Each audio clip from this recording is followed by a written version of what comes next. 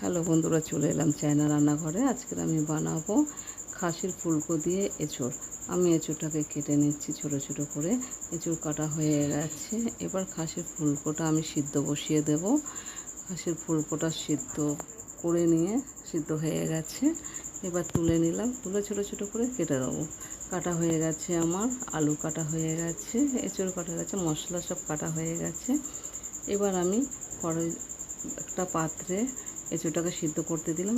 নুন হলুদ দিয়ে সিদ্ধ হয়ে গেছে এঁচোড়টা, তুলে নিলাম। কড়াইতে তেল দিয়ে দিলাম, দিয়ে আলু দিয়ে দিলাম। তেল গরম হয়ে গেছে, আলুটা দিয়ে একটু নুন হলুদ দিয়ে দিলাম, দিয়ে নাড়াচাড়া করে নিলাম। আলুটা ভাজা হয়ে গেছে, একটা পাত্রে তুলে নিলাম।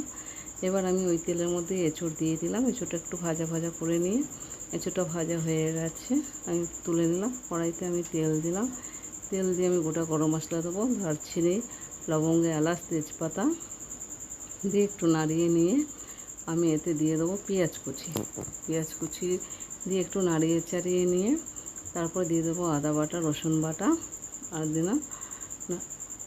এবার দেবো হলুদ গুঁড়ো, জিরের গুঁড়ো দিলাম, স্বাদ মতো লবণ আর কাশ্মীরি লঙ্কার গুঁড়ো আর ঝাল লঙ্কার গুঁড়ো দিয়ে টমেটো দিয়ে দিলাম।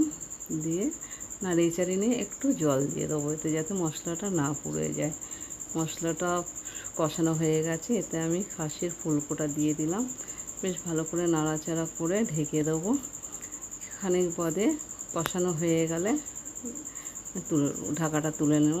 কষানো হয়ে গেছে, এতে আমি দিয়ে দেবো এঁচোড় ভেজে রাখা আর আলু দিয়ে ভালো করে নাড়াচাড়া করে আমি ঢেকে দেবো, যাতে এঁচোড়, খাসির ফুলকো, আলুটা ভালোভাবে সিদ্ধ হয়ে যায়। আমার হয়ে গেছে সিদ্ধ।